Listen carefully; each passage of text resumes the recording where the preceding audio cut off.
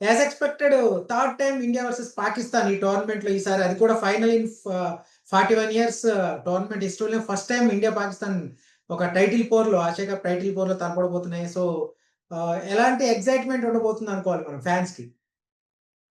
ఫ్యాన్స్‌కి డెఫినిట్‌గా ఇండియా, పాకిస్తాన్ ఆడితే ఎక్సైట్‌మెంట్ ఉంటది. బట్ కొద్దిగా దురదృష్టకరం ఏంటంటే ఈసారి గ్రౌండ్‌లో స్టాండ్స్‌లో ఫుల్ క్రౌడ్‌ని చూడట్లేదు. మేబీ బహుశా ఈ ఫైనల్‌కి బహుశా ఎక్స్‌పెక్ట్ చేయొచ్చు. ఎందుకంటే ఎవరు ఎక్స్‌పెక్ట్ చేయలేదు. ఇది క్రికెట్ మాత్రమే కాదు ఇంకో రకంగా కూడా వెళ్ళింది. హ్యారీస్ రాఫ్ లాంటి ప్లేయర్ కావచ్చు, లేదంటే వాళ్ళ ఓపెనర్ కావచ్చు, ఆ తర్వాత సూర్య చేసిన కామెంట్స్, ఐసీసీ వాళ్ళందరినీ మందలించడం, వాళ్ళకి కొంచెం మ్యాచ్ ఫీజ్‌లో కోత విధించడం. ఇవన్నీ చూస్తే డెఫినిట్‌గా ఎక్సైట్‌మెంట్ ఉంటది.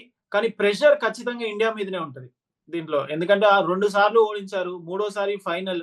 ఈ ఫైనల్‌లో ఓడించాలి. ఓడించి వాళ్ళకొక బుద్ధి చెప్పాలి అనేది. ఎందుకంటే ఇది క్రికెట్‌కి బియాండ్ ఎళ్ళిపోయింది. ఇండియా, పాకిస్తాన్ ప్రస్తుతం ఉన్న మ్యాచ్ చూస్తే. ఎందుకంటే ఆ పెహల్గామ్ అటాక్ తర్వాత ఏం జరిగింది? ఎలా జరిగింది? ఎట్లా ఉన్నాయి సిట్యుయేషన్స్ ఇవన్నీ మనందరికి తెలిసిందే. మళ్ళీ దాన్ని మళ్ళీ తవ్వాల్సిన పని లేదు.